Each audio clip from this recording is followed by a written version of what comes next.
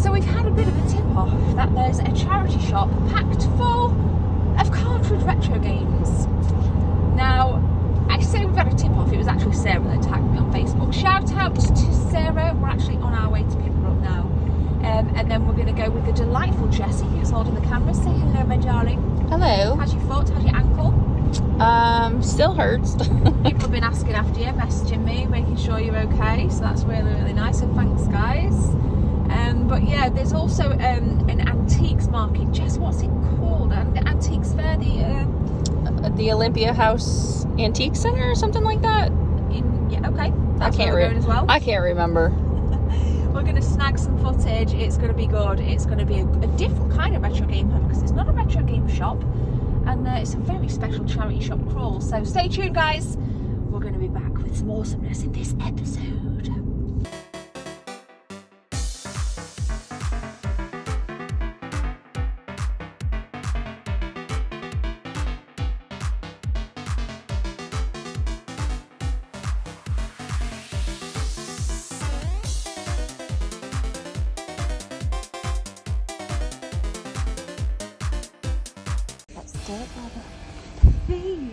Listen, wait a minute, wait. You're not allowed to have fun in videos. How dare you put it on?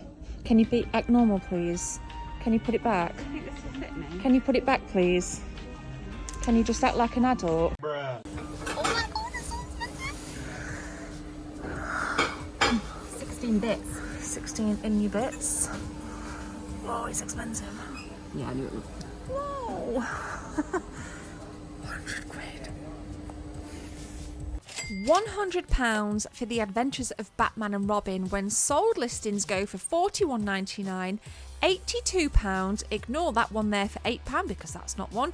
Okay, unboxed for $55, boxed for $195. I mean, this charity shop really were asking top whack prices, because if you take an average of all of these eBay prices, it's floating around that kind of mark anyway, which baffles me. And there's going to be a story which will add so much context as I close out this video further down the line. Don't go anywhere. I really want you to listen to it, guys, because we walked away feeling a little bit bewildered. Now, I travelled out here especially just to capture this. I was dying to see how the prices fared, and hand on my heart, every single game in here were prices that I would expect to pay at a retro gaming market. Which is fine, I get it, it's a charity, but remember, there's a story behind this, and the guy that I speak to ends up contradicting himself tenfold after he'd patronised me saying it is a charity, love, which I get. However, listen to the next clip, or well, I'll tell you what kind of goes on anyway. There'll be a big title on the screen when you need to pay extra attention.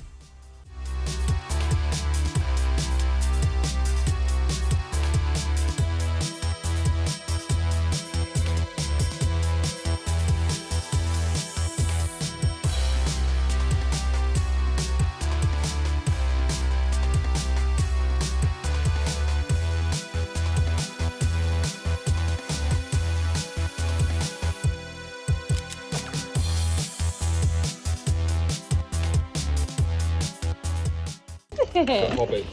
Oh. Now they do turn on, Yeah. but you need a CRT TV to use Yes, them. you do. You can't go on a flat screen, can So you? I tried to get them on there. As far as I'm aware, they work. Okay. How long have you had them in? A few months now. Have you? A lot of people don't know what they're looking at. No, I know. But it's one of them. It's very, very old technology. It might work, it might not. Yeah. Especially, I mean, these were temperamental back in the day. Never mind, like, you know what I mean? But this. Right, the power comes on. It rewinds, it fast forwards, it plays, but obviously it's just not displaying anything on the TV. Oh, okay. So, like, once you've like hooked it all up and that, it Yeah, doesn't like really. I say, you need a CRT TV Yeah. or you need a converter. Is this everything? So you just got the Mega Drive stuff and then this? Yeah. There's no more. Do you remember these? Do you remember these? Do you remember them? This is what I had. Literally that one, because you were talking about that the other week, weren't you? Yeah. I've got, this is one my This auntie is had. what I had. Yeah, look at it. It's so match point. Remember guys, this is a charity and I love giving to charity, and the guy told me it's for charity, but is he willing to pay the price of this next game? Absolutely wicked. Yeah, this is what I got. This is literally what I had. That is insane. My dad sold it God, years ago. I feel like that one looks familiar. Ad Astra. Ad Astra. Yeah. That's cool. It's Look at it, it's cool, isn't it? This is what I had. And this is the Hobbit. Let's have a look at that then. Let's have a look at the Hobbit. Check that. Look at that artwork. Oh my god. Yeah, no, you're not having this one. Oh god. Amazing. You've got one of these, haven't you? Because this was I've got, is this your first one? That was my one that my auntie had. I've got the one with the rubber keys with the But you can only play these on a CRT TV. Yeah. You can get a converter for him. Now surely if it's a charity, you would be willing to pay the store that you work in £55 or maybe £45 so you get a small discount, because it is a charity, love. But he very smugly said, I'm not paying 55, I'm just going to pay £1. So just be mindful when you do go in these places. Yes, it is for charity, but some of these games, and we've long discussed it in my community and the retro gaming community, that charity shops are becoming absolutely synonymous with astronomical pricing. But we're going to go to another store. We're going to go to an antique store now. We find some really, really nice stuff. But if you would like to sponsor or become like a part of the work that I do and grab yourselves one of these channel cards, here's how. I need a few seconds of your time to tell you about channel memberships. If you guys want to become a channel member, click join from the main page or the second link in the description. There are 3 tiers, all with different perks for you if you want to become a team member. Thanks for your time. Let's continue with the video.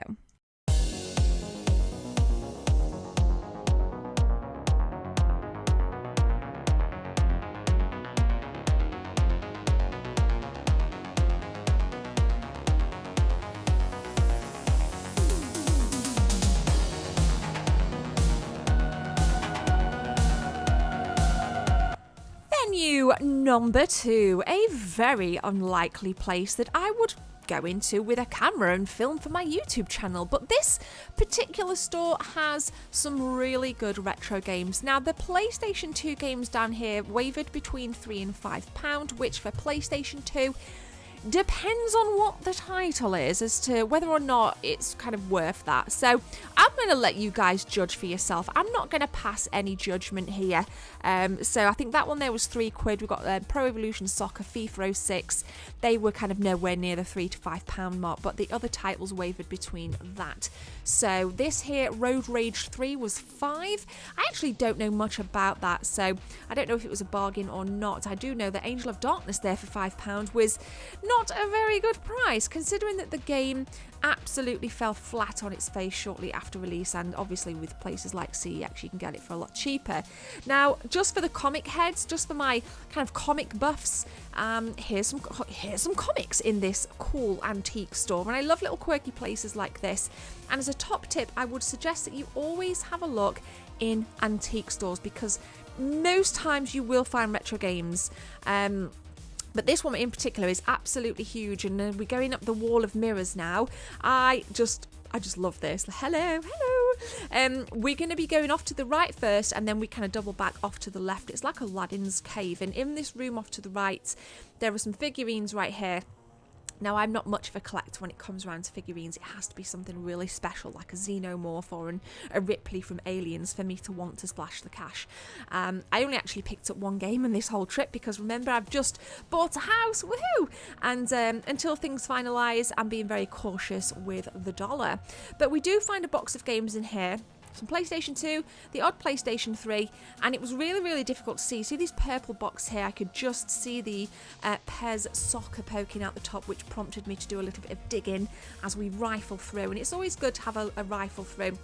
At first glance, there's not much, but you never know what you're going to find. I mean, even in the odd DVD case, there's always not always, but 9 times out of 10 you can find like the odd Xbox or PlayStation 2 or sometimes even Nintendo GameCube. I saw a PS1 game there. Again, nothing special, but we will get to the spectacular part of this shop. Hey, FIFA 2000, shout out to Sarah, who is the biggest FIFA fan in the world. So that probably, I don't know how much value actually FIFA 2000 has. I'll have to have a little look at what that actually is worth. But yeah, we're going to take a look at, we're going to carry on looking through here. But I apologise for this next clip, because if you don't like this Star Wars character, it's tough because I had a selfie with it.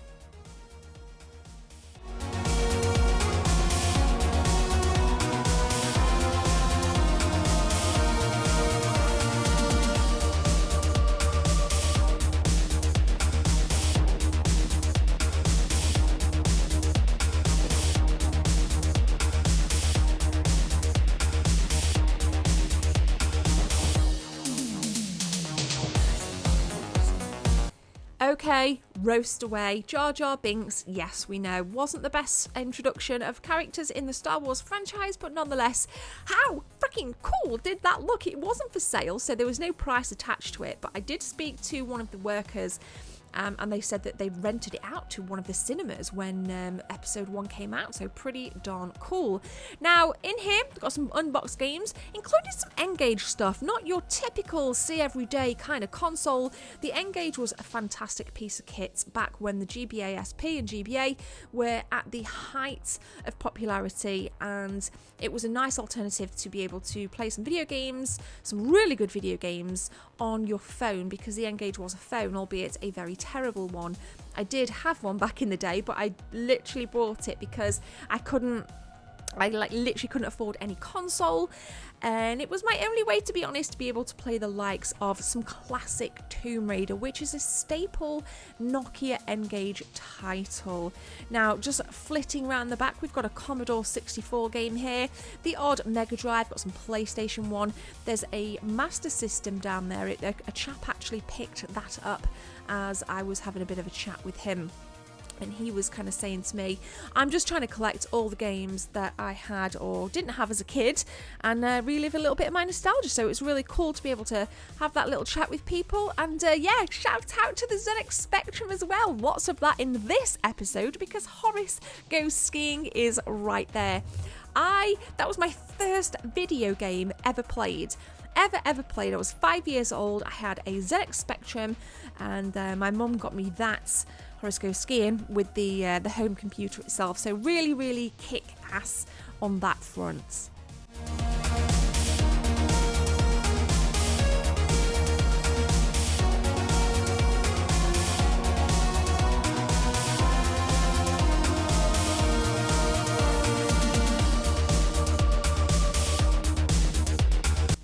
Another really cool thing about this place were that you had like movie posters everywhere, like you may have seen some Lord of the Rings, some Star Wars, some Rocky Balboa. I don't know if they're like genuine movie posters or if they're reprints. They're probably reprints, to be absolutely honest, because if they were originals, I dare say they would have had some kind of notice to say they were original, but still cool nonetheless. The Lord of the Rings posters were very sun damaged, but for me, that's kind of part of the attraction because it says, hey, I have a little bit of extra history hanging around me because I'm sun damaged. And I'm weird like that. A lot of people really do like everything they own to be in pristine condition. Me, I just really like to have the items, to play. I don't always care about condition. Don't get me wrong, it's nice to have really pristine stuff, but you're less inclined to use it. You're less inclined to kind of display it if it's pristine. So I kind of like to have a little bit of a balance, really. But let me know what your thoughts are in the comment sections below on condition of posters, games. Let me know.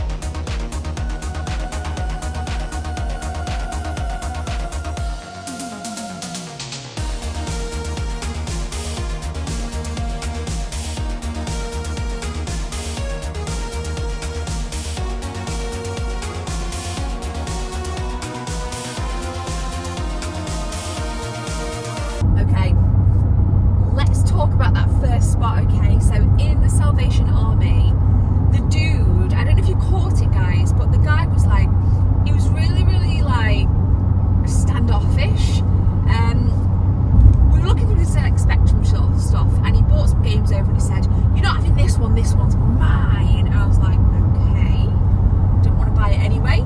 But it turns out that it's a game called The Hobbit. Now check this.